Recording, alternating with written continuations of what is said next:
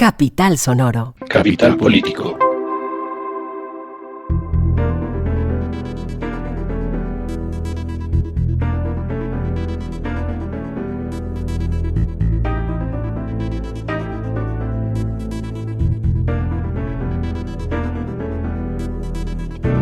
Capital Político es un podcast que 2 veces a la semana se ocupa de las noticias más importantes de Colombia, Bogotá y el mundo.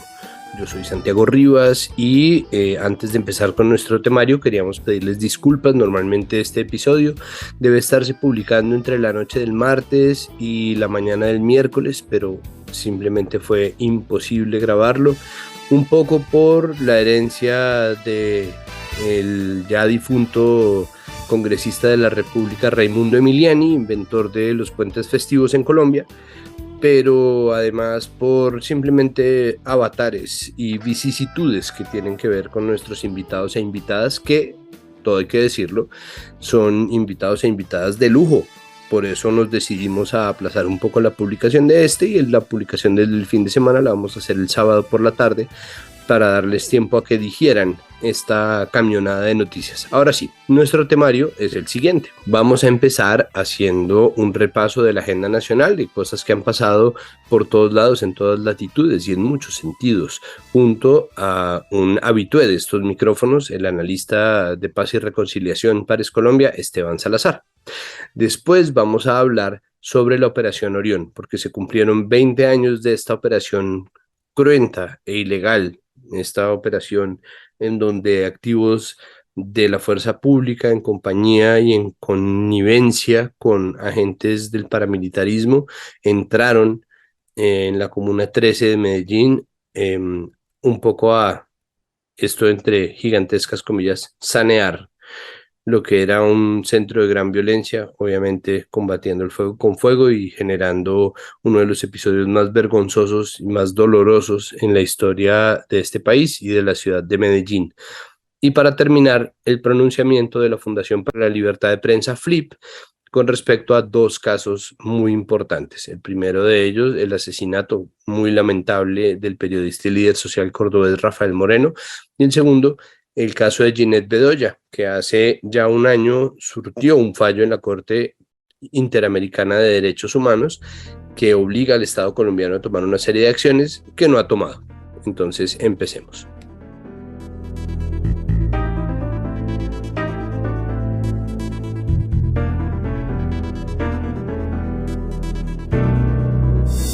Tal como quedamos, empezamos este episodio haciendo un pequeño repaso por la agenda y para ello se encuentra con nosotros Esteban Salazar, analista de la Fundación Paz y Reconciliación Pares Colombia, un habitué de los micrófonos de Capital Político. Esteban, muchísimas gracias por aceptar esta invitación y bienvenido de nuevo a Capital Político.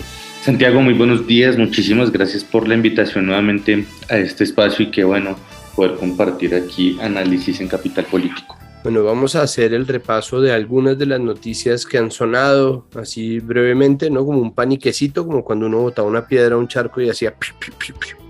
Vamos a empezar con las reformas. ¿Cómo va el camino de las reformas política y tributaria al interior del Congreso? Bueno, pues lo primero sobre la reforma política, digamos que he notado que existe tal vez un desconocimiento sobre lo que han sido las apuestas del gobierno y las apuestas del Congreso.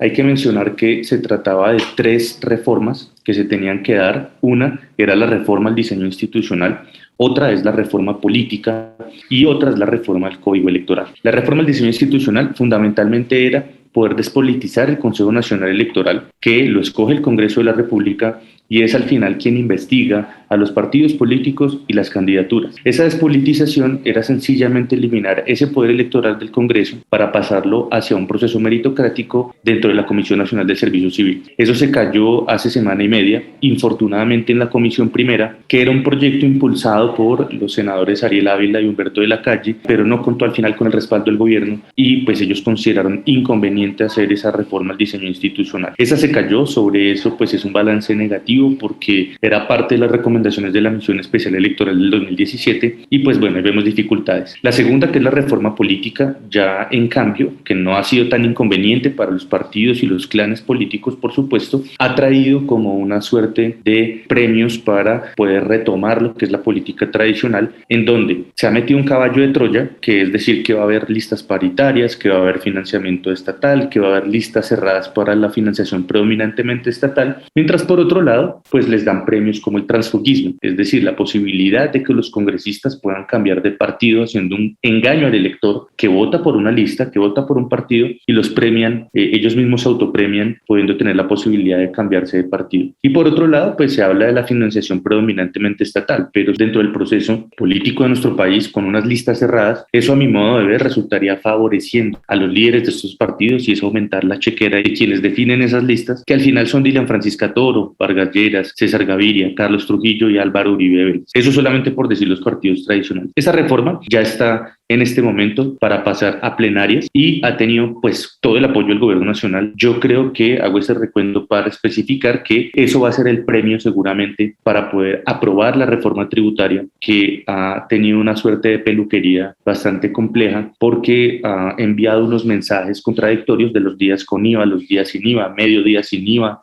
solamente para productos nacionales, solamente para productos extranjeros. Por otro lado, hemos visto un comportamiento del Partido Liberal bastante cuestionable con esa política del chantaje acostumbrada de César Gaviria, que ya dijo el día de ayer que invitaba a su bancada a no votar la reforma tributaria. No dijo que se rechazara la reforma, sino que no se votara tal cual como está planteada en este momento. Ese es el balance como general que tenemos hasta ahora, tal vez para no extenderme más.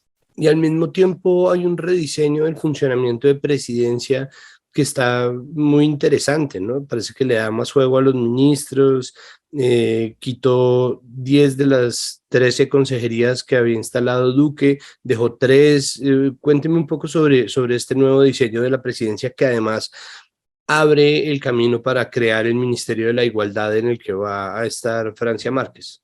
Fundamentalmente, el modelo de las altas consejerías venía de un paradigma de Estado corporativo que implementó Juan Manuel Santos junto con la creación de las agencias, como la Agencia Nacional de Infraestructura, la Agencia Nacional de Minería, las altas consejerías. Gustavo Petro en su gobierno creo maneja un nuevo modelo de paradigma de gobierno, que es un paradigma mucho más social, tal vez uno podría decir austero, dentro del cual esas altas consejerías pasan a ser absorbidas dentro de las funciones y competencias de varios ministerios, incluso el Ministerio de la Igualdad, que es el que se quiere crear, que estaba dentro de la apuesta del plan de gobierno y que seguramente va a dirigir Francia Márquez. Las 3 altas consejerías que quedan son consejerías que tienen más una función de carácter administrativo de asesoría directamente a presidencia y llama la atención, por ejemplo, dentro de esa misma reestructuración que el mismo Mauricio Liscano pasaría a tener un poco más de poder dentro de lo que sería la Secretaría General dentro de la presidencia y la jefe del gabinete, persona que dicen que es cuota de Armando Benedetti, pues también pasaría a ser la jefa del gabinete dentro de las carteras ministeriales. Eso es fundamentalmente, es un contraste dentro de lo que podría ser una austeridad, un nuevo cambio de paradigma en el modelo de gobierno, que ya no es una lógica corporativista, sino que es más bien de carácter social y que le da más poder a los ministros dentro de su independencia, su autonomía, su gasto y su inversión. Algo que incluso ya en este momento está generando tensiones con la ministra de Minas, de la ministra de Ambiente, con el ministro José Antonio Campo, que es el que han llamado el adulto responsable, porque es quien ha tenido tal vez una postura un poco más ortodoxa sobre el gasto, sobre la inversión y sobre las apuestas más arriesgadas de las políticas de gobierno de los ministros de Petro. Bueno, pero entonces la pregunta ahí es, ¿qué va a terminar pasando? Porque es cierto que ha sido la única garantía como para este gigantesco abstracto, este coco de los mercados, ¿no? La existencia o la presencia de José Antonio Campo, pero al mismo tiempo uno de los objetivos y uno de los mandatos con los que llega el gobierno Petro, pues sí es la transición energética. Entonces, ¿qué va a pasar con eso? Porque finalmente eso tiene que hacerse. Pero ¿existe algún camino de cómo? Bueno, yo veo dentro del escenario del contexto del continente, de lo que llaman el hemisferio occidental, que Gustavo Petro es en este momento el único presidente que le apuesta dentro de la política de minería económica por fuera de la lógica de mercado extractivista. Es decir, es una lógica de transición minero-energética, de transición hacia el cambio climático, de una economía para la vida, que es fielmente a lo que establece su plan de gobierno.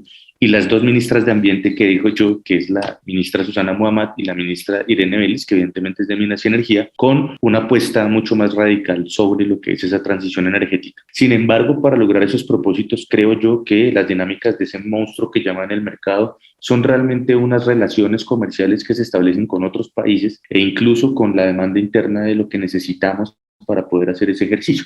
Y es que esa transición mineroenergética sobre lo que es la economía verde, sobre lo que son los buses eléctricos, los aviones eléctricos, las mulas eléctricas, también requiere de una minería, por ejemplo, de cobalto, requiere de una minería de cobre, que es una minería bastante agresiva, requiere de una minería de litio para las baterías. Entonces, realmente la minería sobre la transición mineroenergética es un pilar fundamental. Lo que yo veo sobre lo que es el tema mismo de alinear todas esas fuerzas, es donde están las contradicciones sobre lo que se ha planteado dentro del plan y programa de gobierno con respecto a lo que han intentado hacer los ministerios. Si uno lo ve en rasgos muy particulares, los ministros de Petro no son ministros, son intérpretes de intentar materializar esa apuesta radical, que es una apuesta que ganó en las urnas, pero que al final sobre las acciones que se tienen que ir implementando, el mismo Gustavo Petro lo decía, hay una estructura de unas élites políticas, de unas élites económicas que han gobernado históricamente y que desde las mismas resoluciones de nombramientos de cargos públicos, desde las mismas políticas públicas, los COMPES, los actos administrativos, hay talanqueras, hay trampas y hay cosas que se tienen que modificar pronto para poder hacer real esa transición energética. Pero lo que yo veo es que también hay contradicciones sobre ese modelo en la medida que se tiene que garantizar todavía una sostenibilidad fiscal y financiera que depende mucho en Colombia hoy de esos combustibles fósiles, esos sustitutos, cuáles son, dónde están, cómo están, y al ser solamente intérpretes de estos ministros, pues están creando esas metodologías, lo cual también es bueno, porque se tiene que empezar por algún momento del cambio. Lo más difícil del cambio es empezarlo, y eso es lo que estamos viendo en este momento, y por supuesto que es traumático, pero en esas contradicciones del modelo minero energético también hay que entender que tenemos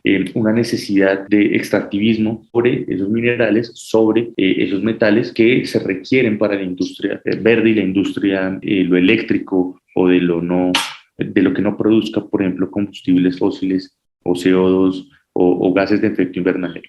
Ahí creo que valdría la pena entonces pasar, para no continuar con la agenda ambiental, que bueno, eso nos puede tomar a nosotros una hora hablarlo, una agenda que ya no tiene nada que ver con ministerios y en cambio sí con altas comisiones. ¿Qué pasa con la paz total? ¿Cómo va la cosa? Parece que la segunda Marquetalia ya aceptó las condiciones de la paz total propuestas por Danilo Rueda. ¿Eso qué camino sigue? Bueno, la paz total en lo filosófico, en lo abstracto, en lo ontológico, supone tal vez el sueño de un porvenir compartido como nación, de realmente acabar con todas las formas de violencias posibles, pero yo creo que no necesariamente eso va a acabar con la criminalidad y la delincuencia. La voluntad del gobierno, incluso con el optimismo que hay de parte de Danilo Rueda, de la bancada de gobierno, y que ha sumado también a contradictores y a opositores, pues da un ambiente institucional, da un ambiente que permite pasar rápidamente, mucho más rápidamente y eficientemente que lo que vimos en el acuerdo de paz con las FARC, hacia unos frentes multilaterales, como han llamado a los ceses, dentro de los cuales pues hemos visto, por lo menos hasta este momento de segunda Marquetalia y de Iván Mordisco, que existe una voluntad para el cese de hostilidades con el gobierno. Sin embargo, ya se había dicho que había otras 10 organizaciones dentro de esas Clan del Golfo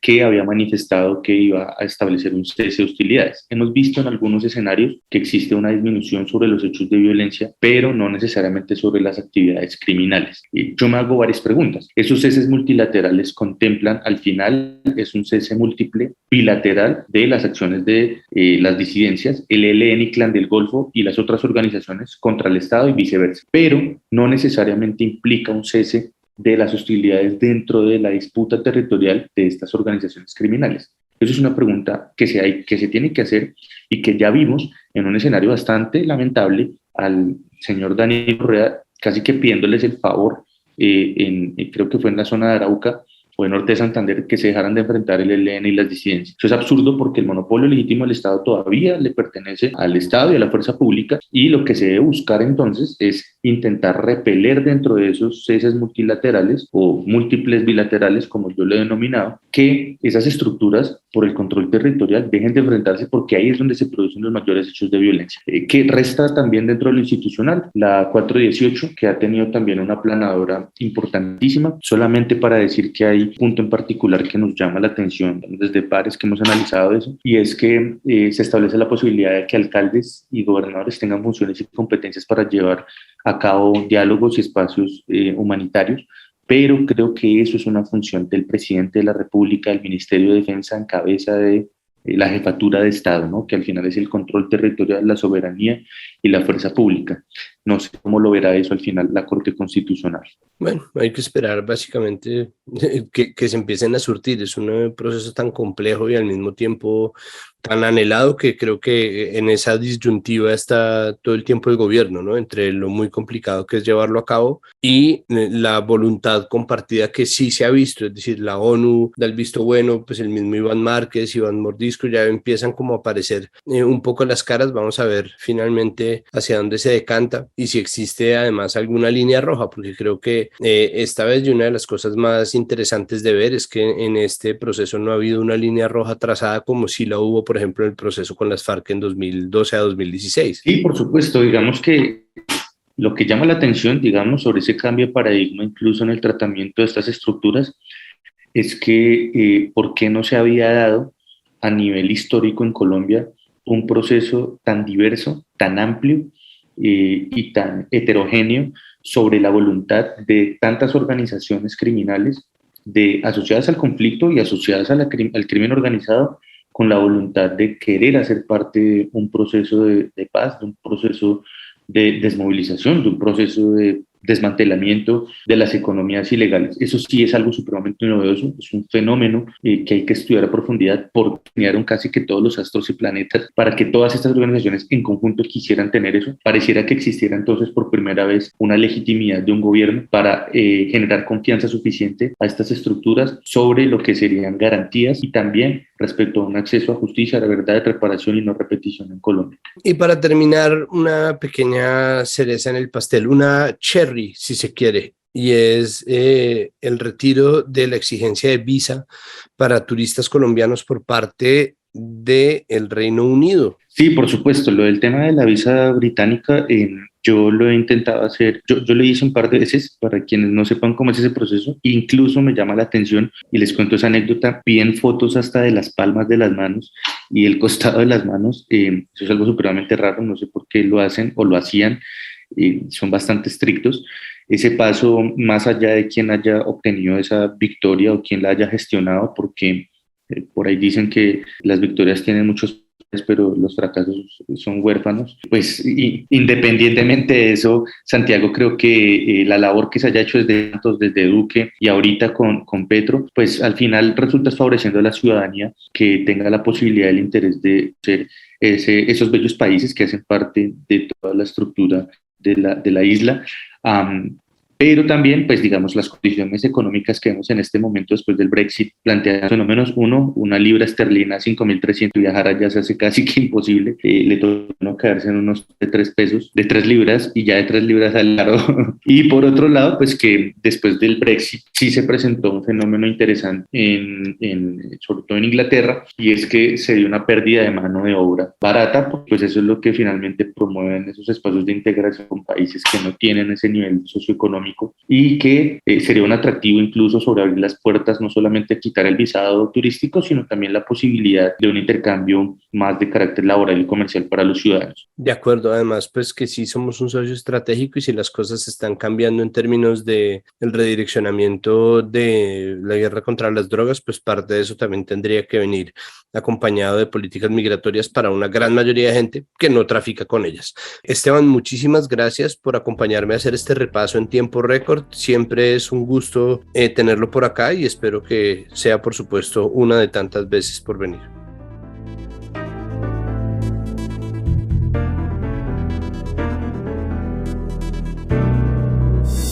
Nuestro siguiente tema es un tema histórico. Se trata del 20º aniversario de la Operación Orión, una operación de la Fuerza Pública en la Comuna 13 de Medellín, hecha en conjunto con grupos paramilitares.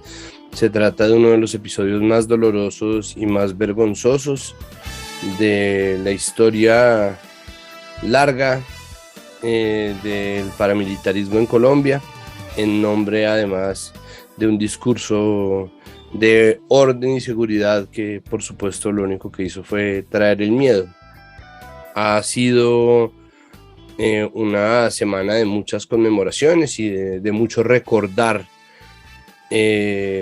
lo que pasó en Medellín en octubre de 2002, y para hacer nosotros esta conmemoración estamos con Marta Inés Villa. Ella es historiadora e investigadora social y fue coordinadora de la Comisión de la Verdad en Antioquia. Marta, bienvenida a Capital Político. Muchísimas gracias por aceptar nuestra invitación. Hola Santiago, buenos días. No, muchas gracias a ustedes por este espacio y por esta conversación tan necesaria. ¿Usted qué recuerda de la Operación Orión hace 20 años? Es decir, ¿qué recuerda de ese momento? ¿Qué recuerda de la forma como nos la contaron? Pues primero una experiencia personal. Yo vivía en el sector, no en la Comuna 13, sino en el sector de la América, un sector pues muy cercano a la Comuna 13. Y una hermana mía vivía en un edificio, en una unidad que queda justo al lado del centro de salud, que fue un epicentro como de toda la confrontación. Entonces tuvimos pues una experiencia pues muy directa, porque ella estaba en el apartamento y nos llamaba y claro, en el sector se escuchaba sobre todo lo de los helicópteros. Yo creo que esa imagen de helicópteros de guerra en la ciudad, como sobrevolando la ciudad, sobrevolando el sector, fue como la imagen más característica, digamos, de lo que fue esa operación, y el ruido de las balas. Fue como la manera como nos dimos cuenta muchos que algo estaba pasando allí. Y claro, mi hermana narraba pues el tema de los gases, cómo veía la gente que estaba llegando ahí a la unidad de salud.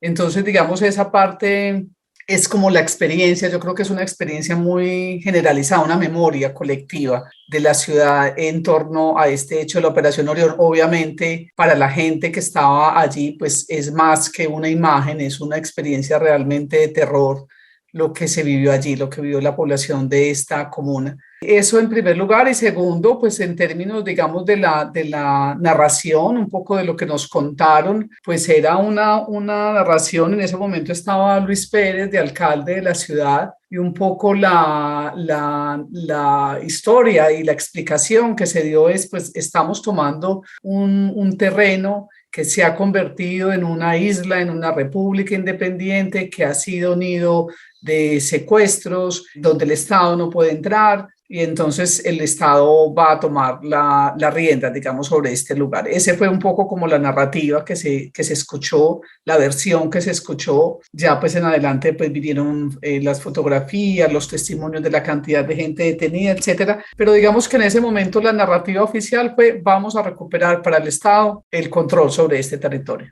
¿Qué huellas dejó la Operación Orión que nosotros podamos ver aún en Medellín?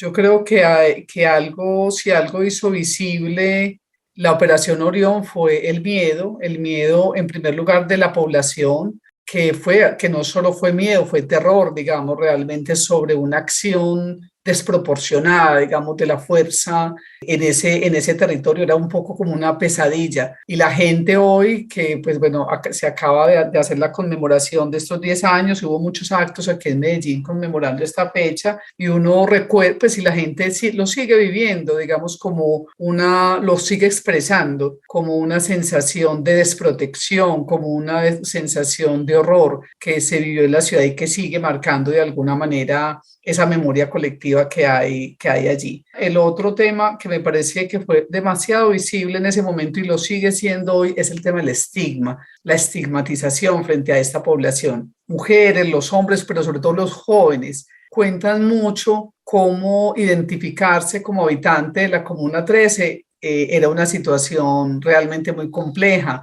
A muchos les tocó ocultar su identidad. a jóvenes, a mujeres que pedían empleo, por ejemplo, en casas de familia o en empresas. Ser de la Comuna 13 ya era una marca grande en términos de la estigmatización de ser acusados como guerrilleros o como milicianos. Entonces creo que ahí hay un asunto como de estigma y de exclusión de este lugar de la ciudad como un no territorio, como una no ciudad que fue reconocida, pues paradójicamente, a través, digamos, de este hecho. Todo este tema de la Operación Orión, digamos que fue como la punta de iceberg, pues que nos permitió ver, pero realmente la Comuna 13 llevaba tiempos, mucho tiempo antes de la Operación Orión, pues sometida por actores armados. Antes de la llegada de los paramilitares a finales de los 90 hubo un poder miliciano muy fuerte, que también subyugó a la población, que también quitó libertades, que efectivamente prohibió la presencia del Estado. Entonces también restringió a la población de muchos servicios, de acceso, digamos, a derechos, prohibió la llegada de organizaciones sociales, etcétera. Entonces digamos que allí hay un tema también muy asociado con la pobreza y con la exclusión, sobre cómo este tema, digamos, del abandono del Estado, yo diría que yo no creo que sea no presencia, pero creo que es una presencia que es insuficiente y es una presencia, sí, que no responde como a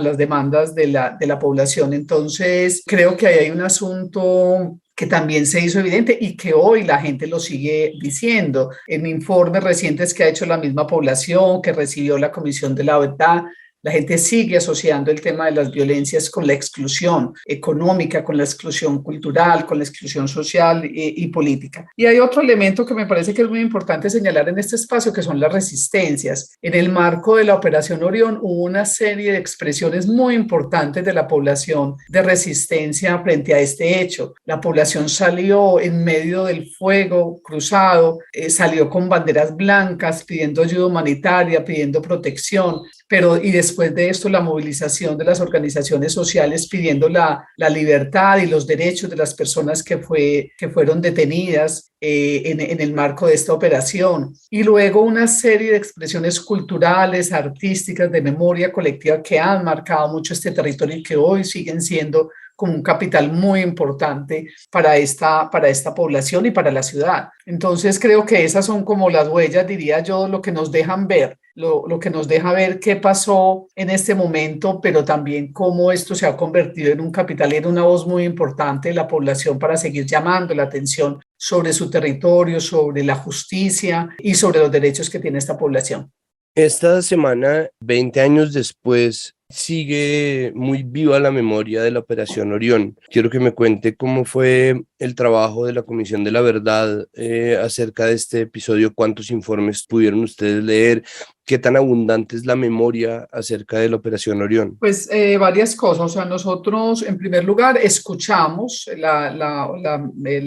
método central, la metodología central de la comisión fue la escucha. Nosotros escuchamos a la población, especialmente a las mujeres y a los jóvenes de este sector de la ciudad, de nuevo, pues un poco como narrando su experiencia, narrando la manera como esta ha sido como una memoria que aún pervive y, como decía ahorita, que aún tiene huellas desde las que ellos hablan. Entonces, primero fue la escucha y segundo, recibimos informes de organizaciones sociales, algunas organizaciones de víctimas, de derechos humanos. Recibimos 3 informes de organizaciones de allí que hablan también pues sobre su mirada de lo que pasó en la Comuna 13, del lugar de la Comuna 13, no solamente con el tema de la Operación Orión, sino en general sobre el conflicto armado en contextos urbanos.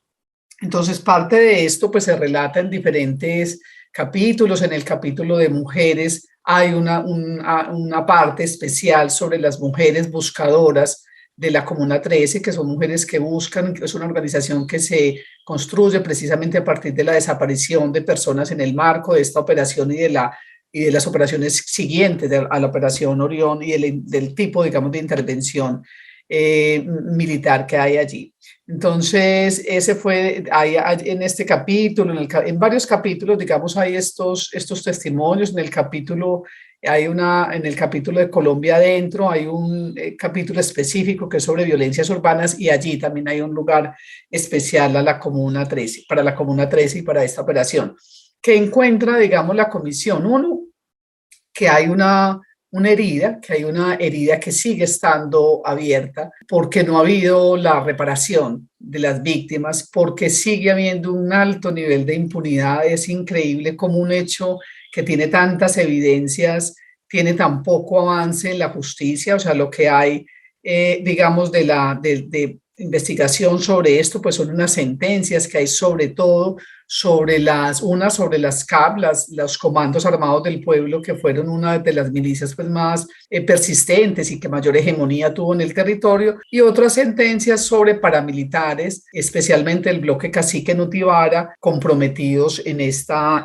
acción. Pero hay, digamos, en términos de la responsabilidad del Estado, de la responsabilidad de la fuerza pública, de actores específicos que fueron nombrados como responsables directos de esto, no hay, y tampoco la responsabilidad política que tiene que ver con la decisión que toma el gobierno nacional y la alcaldía de Medellín de tomarse por las armas el control, digamos, de un territorio con el uso, digamos, desproporcionado de la fuerza y de las armas. Entonces, esto es un poco lo que escuchamos. Hay un dolor, hay una herida abierta, hay unas demandas de reparación concretas y hay también un reclamo por justicia y por avanzar en términos de la verdad y del establecimiento de responsabilidades sobre este hecho. Yo sé que esta pregunta puede sonar al principio, y sobre todo habiendo oído esta conversación un poco muy obvia, pero me gustaría igual que me lo dijera en los términos más simples posibles, y es: ¿por qué es importante que sigamos recordando la Operación Orión? ¿Por qué es importante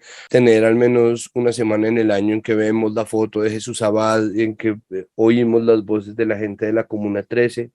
¿Por qué vale la pena seguir de frente a este episodio? Y me imagino obviamente que de cara a muchos otros igual de dolorosos. Pues primero yo creo que el tema de la Operación Orión es como la huella más importante de lo que fue, lo que decía ahorita, el conflicto armado en contextos urbanos. Solemos asociar el conflicto armado al campo, a los campesinos, y eso está muy bien y es cierto, digamos que ahí hay una preponderancia, pero los centros urbanos también fueron objeto de disputa, de control territorial, y creo que el caso de la Comuna 13 y de la Operación Orión es un caso muy específico que nos permite hablar sobre eso, reconocer esa dimensión armada del conflicto. Segundo, creo que hay un tema, o sea, la Comuna 13 queda a 20 minutos de la Alpujarra, del centro administrativo de la Alpujarra, y creo que también es una cosa para decirnos los niveles de exclusión y los niveles de indolencia a los que llegamos en el marco del conflicto armado en este país. O sea, no es posible que esta población que alberga una gran cantidad de pobladores de la ciudad de Medellín hayan estado dejados a su suerte tantos años, repito, no solamente en términos de la Operación Orión, sino de lo que sucedió antes. O sea, 10 años antes, esta población estaba sometida a los poderes armados, estaba bajo unos niveles de exclusión y de pobreza grandísimos, y esto, digamos, es una manera como de recordarnos que así no puede ser, que así no podemos construir democracia, no podemos construir paz, no podemos construir equidad. Y también una forma de decirnos y de recordarnos como el enorme valor y la enorme fuerza que ha tenido la población civil de resistir y de hablar. O sea, yo sí creo que el tema de la Comuna 13 y de la Operación Orión es como la muestra más grande del poder de la memoria, de cómo la memoria es un recurso para seguirnos diciendo esas verdades que necesitamos escuchar, pero también para seguirnos transformando en términos de lo que necesitamos como sociedad, de la manera de relacionarnos, de la manera de seguir avanzando, digamos, en transformaciones que competen al Estado en primer lugar, pero también a la sociedad. Entonces creo que esto es muy importante, seguirlo recordando, y finalmente yo creo que seguir hablando de que hay impunidad. O sea, yo creo que hasta que no hayan decisiones que le permitan decir a la población de la Comuna 13, hay justicia, se identificaron responsables, hay sanciones a esos responsables, pues esa voz se seguirá escuchando y es muy importante que así sea. Pues Marta, muchísimas gracias por aceptar nuestra invitación.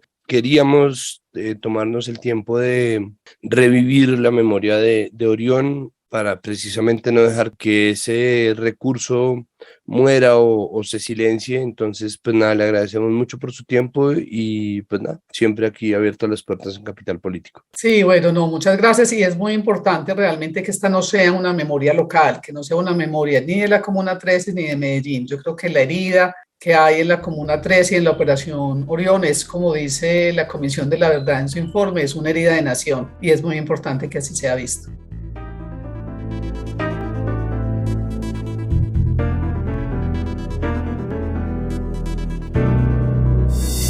Cerramos este episodio con la triste noticia del asesinato de Rafael Moreno, periodista y líder social que fue asesinado en el departamento de Córdoba. Y para hablar sobre esto y sobre otro caso relevante, hablamos con Jonathan Bock, director de la FLIP, y le preguntamos pues qué va a pasar, qué pasó con Rafael Moreno y cuál es el pronunciamiento de la FLIP al respecto. Hola Santiago, muchas gracias por invitarme nuevamente al programa. De Rafael Moreno, lo primero que hay que decir es que era un reconocido periodista de Córdoba, quien lideraba un medio digital, La Voz de Córdoba, y desde ahí hacía denuncias sobre diferentes asuntos, irregularidades en la administración pública, las cosas que no funcionaban bien en el municipio, la presencia de grupos armados, y era un periodista que desde el 2019 había recibido amenazas, y eso es muy importante tenerlo presente porque aquí apunta también a la responsabilidad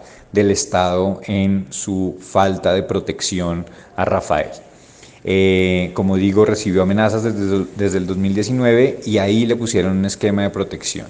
Sin embargo, las amenazas persistieron y se incrementaron en el 2022 y esto fue puesto en conocimiento de la UNP y fue solicitado que se le reforzara su esquema.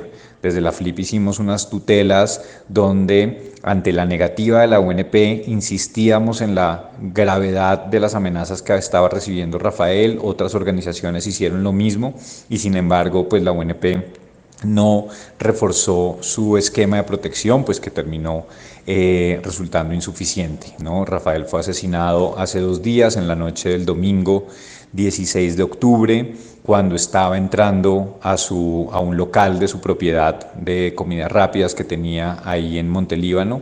Fue asesinado por 2 sicarios que iban en una motocicleta. Es un golpe muy duro para el periodismo regional, vuelve a mostrar la vulnerabilidad de los periodistas regionales y sobre todo pues también termina mostrando las fallas en la protección por parte del Estado a los reporteros que reportan amenazas, pues que tienen y reciben amenazas.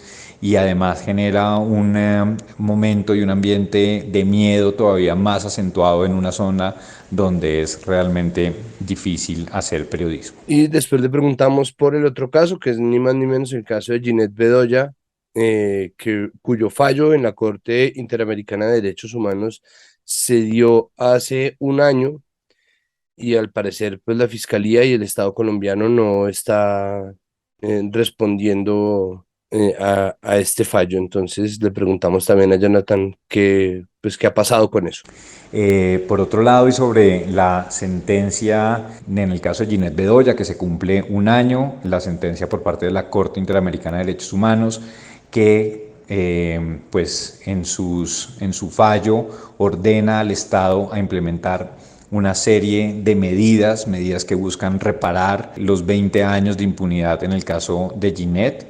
Hay que decir que ha sido una implementación parcial con unos avances significativos, pero hemos llamado la atención porque en uno de los puntos más relevantes de la sentencia, que tiene que ver con los avances en la Fiscalía y con las acciones que tiene que tomar la Fiscalía, pues aquí no ha habido mayores resultados. La Fiscalía, después de 1 año, todavía no se ha reunido con Ginette Bedoya y pues esto marca también una constante y ha sido el rol de la Fiscalía, no solamente después de la sentencia de la Corte, sino en todo el proceso donde ha revictimizado a Ginette, donde no ha tenido avances significativos en la investigación, donde en determinados momentos presentan acciones de ellos como si fueran triunfos o avances significativos cuando no lo son. Entonces, pues, como digo, ha habido unos avances importantes en la construcción y en el diseño del Centro de Memoria para Mujeres Víctimas de Violencia Sexual, en la creación de un fondo que sirva para prevenir y apoyar a las mujeres periodistas y a los periodistas que sean víctimas durante su ejercicio, pero pues sigue faltando a nivel de la Fiscalía. Y bueno, pues estos son como de este año pues los principales conclusiones de cómo ha avanzado la implementación. Un saludo y un saludo para toda la audiencia.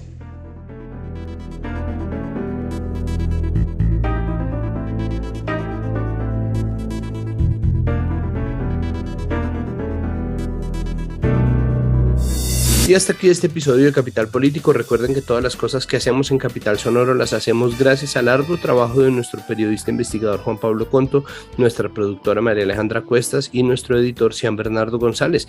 Recuerden que tenemos muchos otros podcasts bajo la marca Capital Sonoro. Recuerden también que esto es comunicación pública, no tenemos un sistema de suscripciones, sistema de pago, muro de pago, acompañamiento, patronaje, mecenazgo, nada de eso. Pueden ustedes utilizar la plata que pensaban darnos a nosotros, y muchas gracias, en financiar un proyecto independiente que estará muy agradecido de recibir sus emolumentos.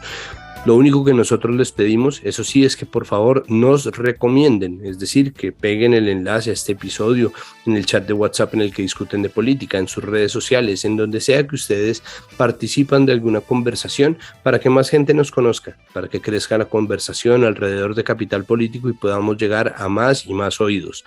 Muchísimas gracias, nos oímos al final de la semana. Capital Sonoro.